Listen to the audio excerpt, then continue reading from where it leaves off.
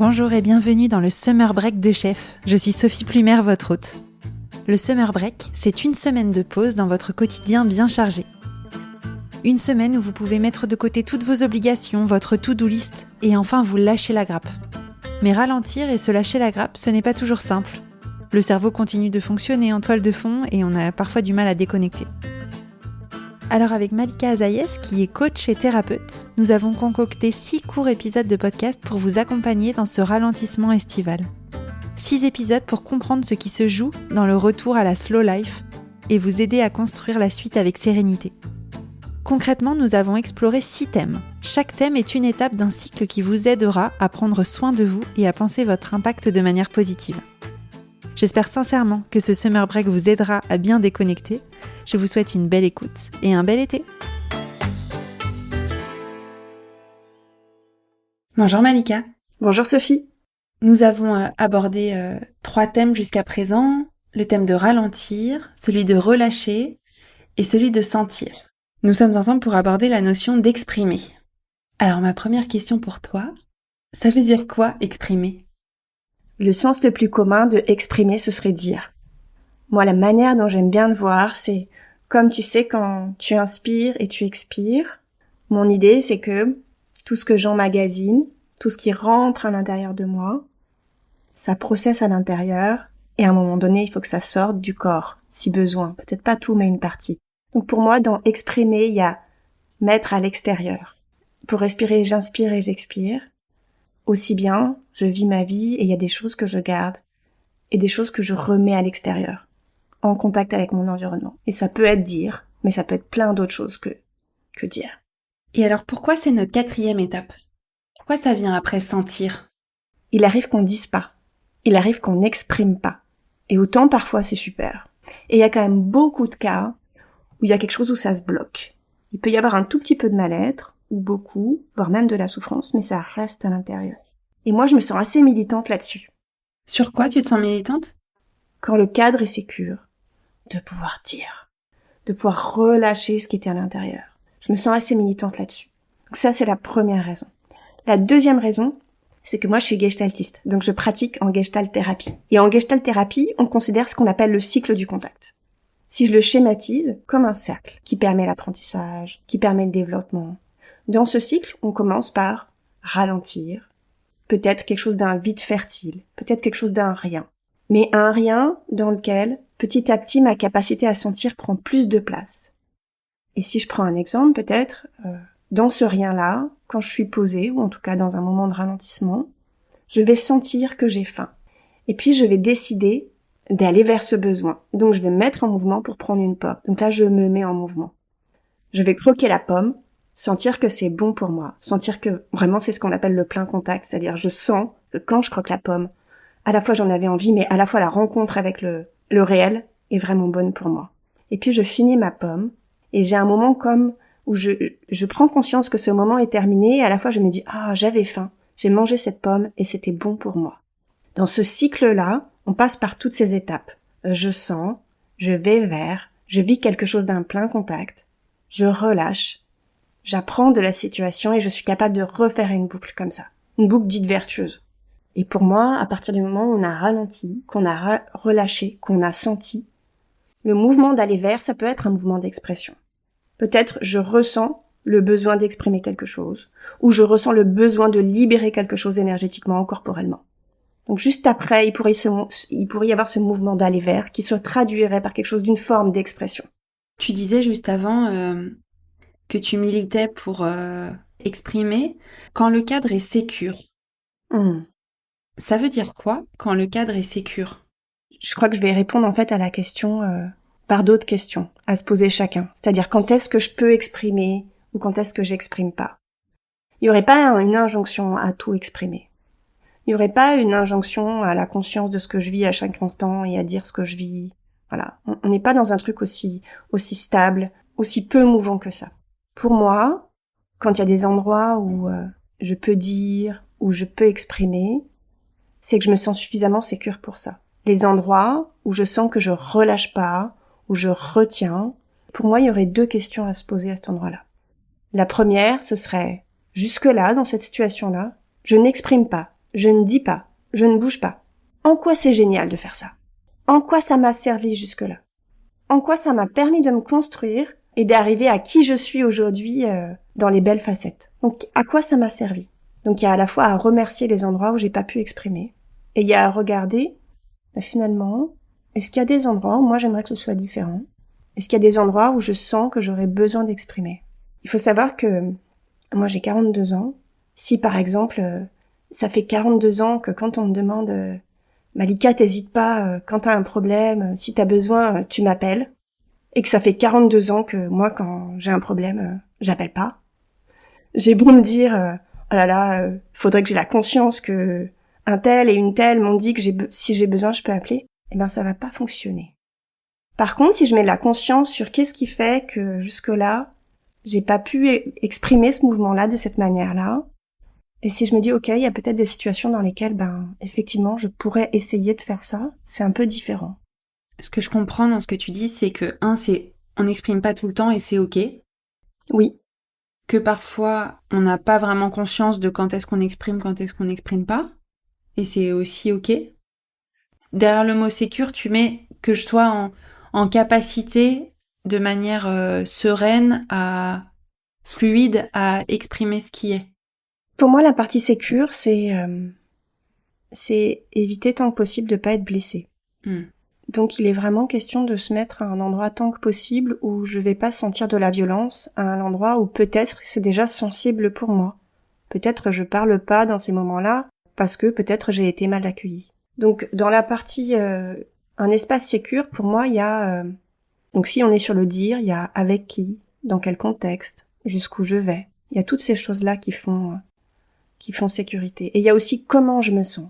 Comment je me sens, c'est pas linéaire.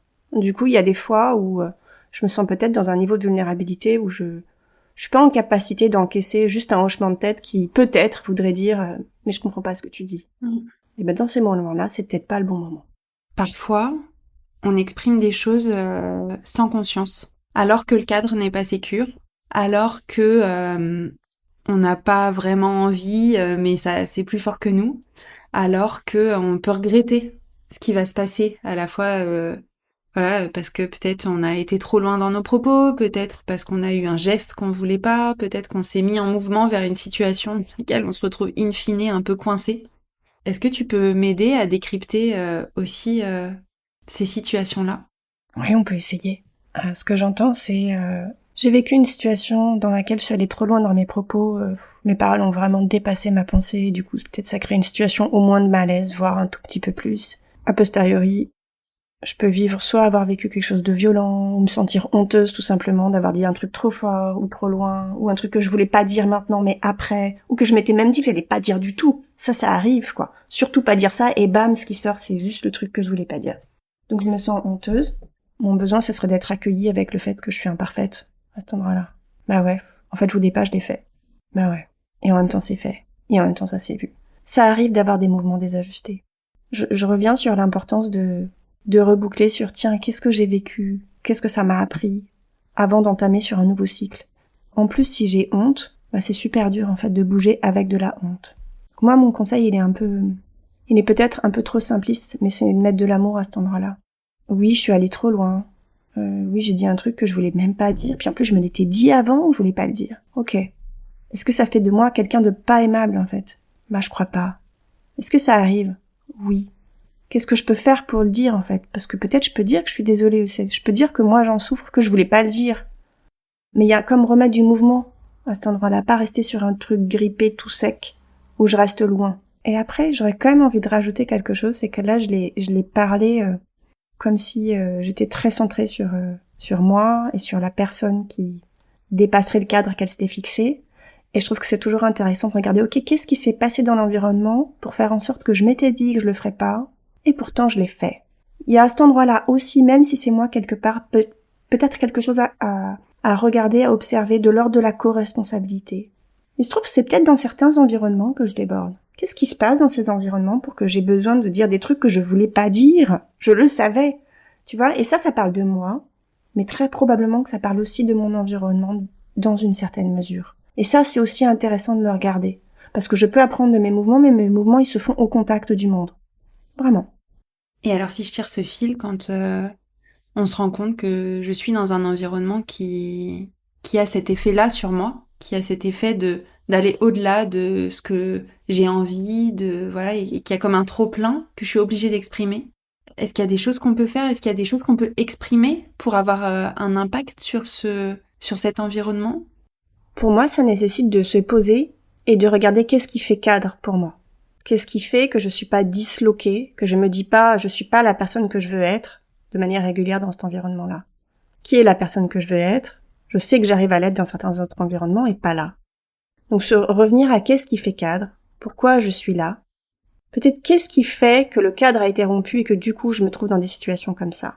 Qu'est-ce qui est important pour moi et qui n'est plus ou qui n'est pas là? Ce serait quoi ma limite? Et une fois que ma limite est posée, combien d'exceptions j'accepte? Au bout de combien d'exceptions je me dis non mais là c'est trop. Et parfois il faut le vivre plusieurs fois.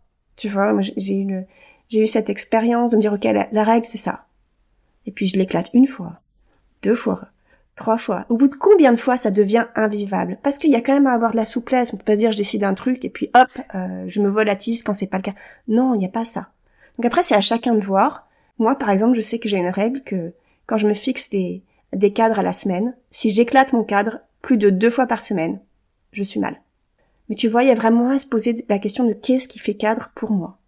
Est-ce qu'on est de l'ordre du respect? Est-ce qu'on est sur des timings? Est-ce qu'on est sur des choses très concrètes, très pragmatiques? Ou est-ce qu'on est plus sur des choses plus du domaine des soft skills, de l'émotionnel?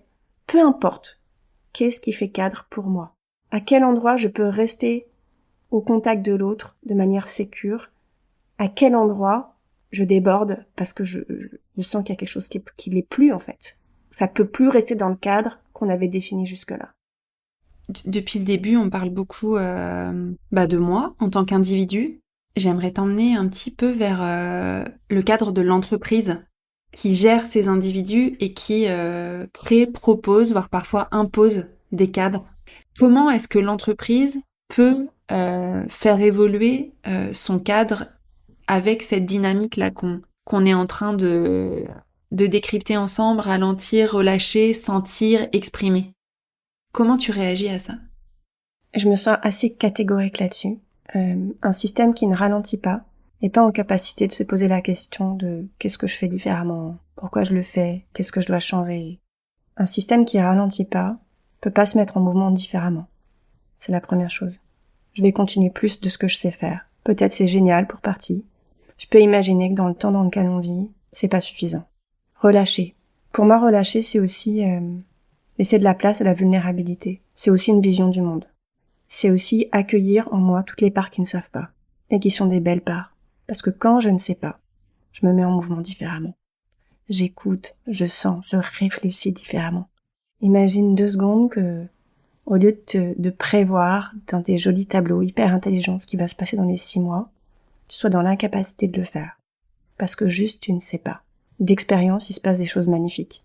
Bien plus belles que ce que j'avais imaginé. Moi, j'ai beaucoup appris à prévoir, à organiser, à mettre tout ça dans des tableaux très sympas, très jolis. Depuis que je suis à mon compte, mais finalement j'aurais pu le vivre aussi en entreprise, c'est juste que le cadre était différent et du coup ça m'a permis de vivre ça. Il n'y a pas grand chose qui est arrivé vraiment comme j'avais prévu, et il est arrivé plein de belles choses que j'avais pas prévues. Notre talent à nous, c'est vraiment de faire avec ça en fait. De faire avec les endroits où je ne sais pas. Et c'est depuis cet endroit-là, et avec aussi tout ce que je sais, tout ce que j'ai appris, tout ce qui est fait mon envie, ma force, mes capacités, que je peux me mouvoir et réinventer. Et aussi bien en collectif. J'ai déjà commencé à en parler, la troisième étape, c'était sentir. Quand je me mets en contact avec ce que je sens, je m'arrête pas de sentir en entreprise. Que ce soit questionné ou pas, je continue de sentir. On sent les belles choses et on sent aussi des choses qui sont pas très efficaces. On les sent beaucoup même. Ça peut prendre de la place, ça peut même pousser à se dire il faut que je vois autre chose, il faut que je sorte de là, il faut que je change de cadre. J'essaye de bouger un maximum dans le système et dès que je peux plus, je sens que c'est trop, alors je vais partir. Moi, je crois que si on allie le sentir et l'exprimer, alors autre chose peut advenir. De la même manière qu'on peut pas s'arrêter de sentir à certains moments, on peut pas s'arrêter d'exprimer. Mais quelqu'un qui ne dit rien exprime. Et je crois qu'à cet endroit-là, il faut qu'on prenne chacun conscience de cette responsabilité-là. On peut se dire, pour se laisser tranquille, que tant que je dis rien, tout va bien. dans les faits, tant que je dis rien, je continue à contribuer à un système qui est peut-être pas génial pour moi et je peux imaginer pas génial pour d'autres. À partir du moment où l'ensemble des intelligences, et je parle pas que des intelligences logiques, peuvent être considérées, celles du corps, celles du sensible, alors je peux imaginer de manière collective, nous pouvons imaginer de manière collective d'autres manières de se mettre en mouvement. Est-ce que tu as un mot de la fin pour cet épisode? Une invitation peut-être? Oh oui, j'en ai une. Je crois qu'on s'exprime bien d'un endroit où on se sent suffisant ou suffisante. Moi, quand je me sens pas suffisante, quand je me dis que je fais pas assez, que je suis pas assez, souvent je m'exprime pas. Et c'est une grosse connerie. Donc moi, mon invitation, ce serait tant que possible, de repérer les endroits où je me sens pas suffisant, ou pas suffisante, et juste me dire, bah tiens là, peut-être pas chercher à changer et tout de suite se sentir suffisant et tout de suite exprimer, mais juste pouvoir respirer avec ça que oui, il y a des moments où force est de constater que je me sens pas suffisante. Merci Malika. Merci Sophie.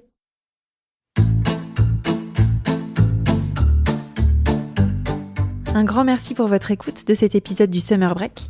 Si vous avez envie de poursuivre votre réflexion et votre mise en mouvement personnelle ou celle de votre entreprise, vous pouvez nous contacter, Malika ou moi, sur LinkedIn ou sur Instagram. Je vous mets nos contacts en commentaire de l'épisode. Passez un bel été!